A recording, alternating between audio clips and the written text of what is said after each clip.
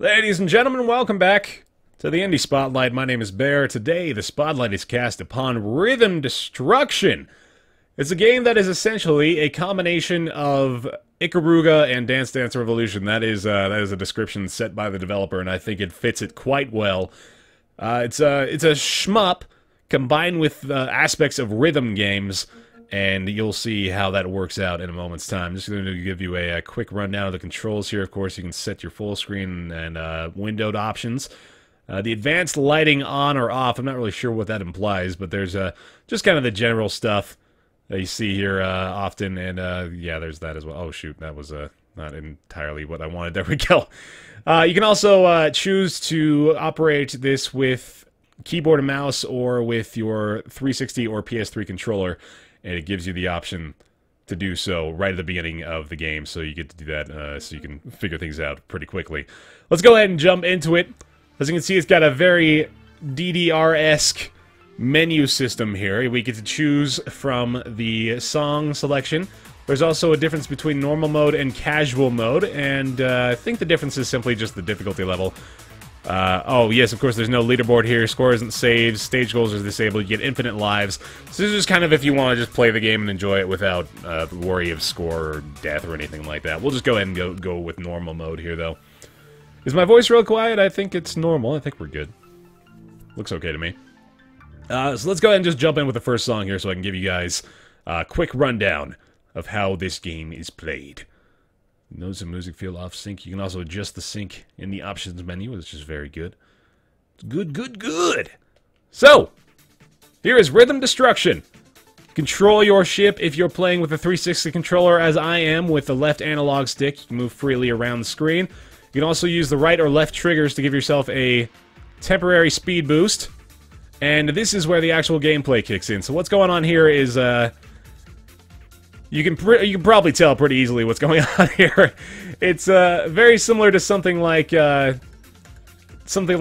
Hero Rock Band, just in the fact that you're trying to time your button presses to the moment at which the circle meets up with the outer ring of the ring that surrounds the enemies that you see. You can also pick up little bonus orbs like the one you just saw right there to increase your score, and another factor of it is the closer you are to the enemy ships, as you can see me kind of like trying to space myself very close to the enemies here, and it gets kind of nerve-wracking actually. The closer you are to the enemy ships, the higher of a proximity bonus you get after killing them, so if you're going for a high score, it's in your best interest to be as close as you possibly can to the enemies. Boop. Oh, it is stuttering a little bit. I'm sorry about that, guys. I just realized, yeah, we're getting a little bit of a delay from the streaming program, but rest assured I am seeing a pretty crisp, smooth 60 FPS on my own screen, so hopefully that will not serve as a deterrent to anybody.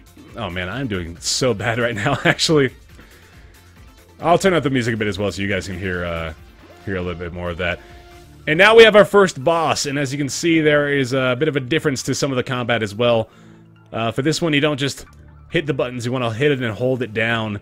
It gives you these awesome visual effects when you do it successfully as well, which I really enjoy. But the thing about it is, the combat itself, there's less of a focus on it being a shoot-'em-up and more of a focus on it being a rhythm game. And that is just kind of a synopsis of the game in a nutshell.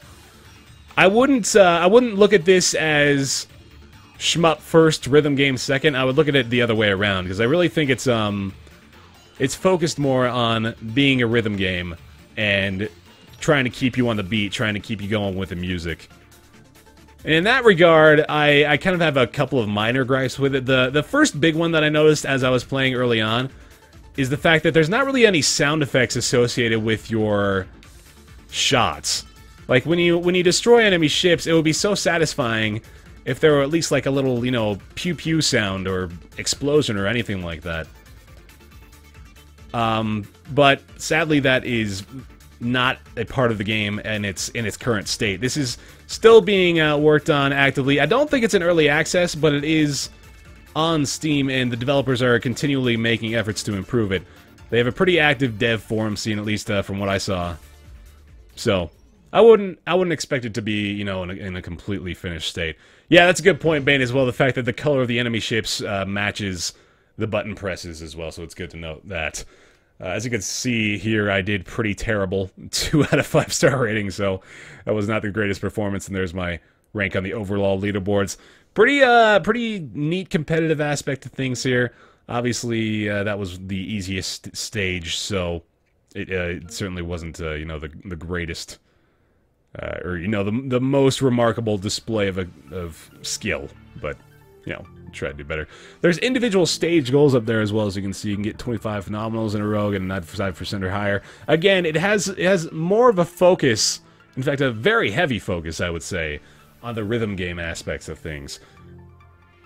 Another aspect of the... I'm just going to go ahead and pick a slightly more difficult track, actually, here to kind of show off how crazy things can go. Another aspect of it is... When you go into the later stages, you'll see, well, first of all, the fact that it's actually a lot more difficult to stay alive. It gets more involved with the shmup aspect of things. But occasionally, you'll see, just like that, for example, I butchered that one because it's also very difficult to explain things while I'm pressing this. But there'll be little chains like that that you can hopefully take advantage of. And you probably noticed this as well up to this point, but there are... occasions in which you have to press 2 buttons at once, and usually they're pretty easy to do. You just kind of make your thumb bigger and crush them down. Oh god, we're not going to be able to get that orb, are we? See, I can get pretty intense. At later stages, you got a lot of stuff you're dealing with. You kind of have to focus more on the shmup elements of stuff, as I mentioned before. Oh god, for example, yeah, I was trying to pay more attention to the ship destruction there. And I paid the price for it with my life, sadly. Oh my god. Oh, I was supposed to hold down the button there as well.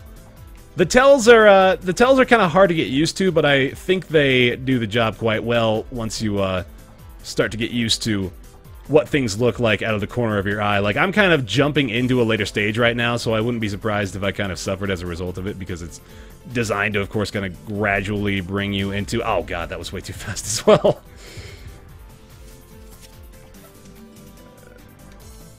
Oh man. The amount of concentration just went up significantly. Shit.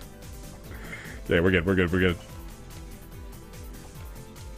Yeah, it gets significantly harder. In fact, I tried one of the much later stages, just playing it on my own, and it kicked my ass, so it is not a pushover by any means. If you're looking for... Well, I mean, if you're looking for a difficult shmup rhythm game combo, I think your odds are kind of limited, but this is a great example. I think it's got room for improvement for sure. This is the thing about this game. There's a lot more that they could do with it. Just the idea of the game in general is boop boop boop. Oh god, bam bam. Got it, good. Okay, the idea of the game in general is something that I really enjoy. Oh god, and this is another aspect of it as well. So this reminds me a lot of, that old...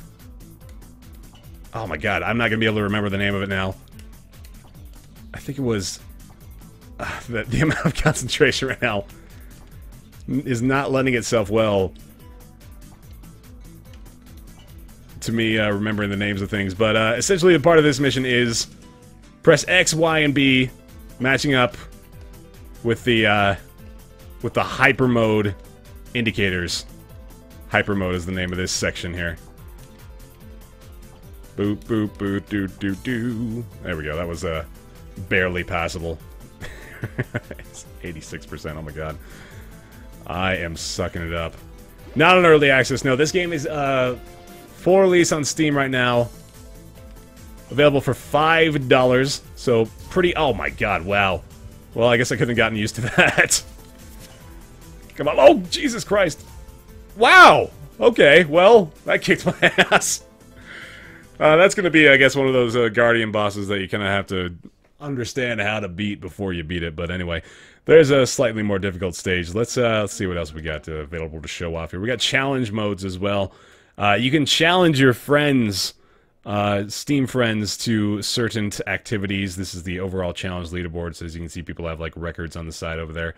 Not a huge list of competitors at the moment, but something that I'm sure would be easily added to in a little bit of time. Fishing mail, yes. You get some medals here as well, just minor sets of achievements, and yeah, that's the gist of it. There we go.